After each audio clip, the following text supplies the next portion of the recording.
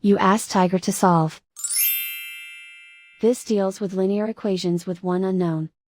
The final result is y equals -5. Let's solve it step by step. Swap sides. Isolate the y. Divide both sides by -4. Cancel out the negatives.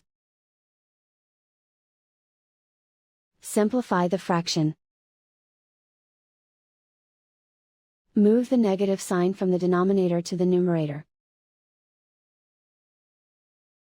Find the greatest common factor of the numerator and denominator. Factor out and cancel the greatest common factor. And so the final result is y equals -5.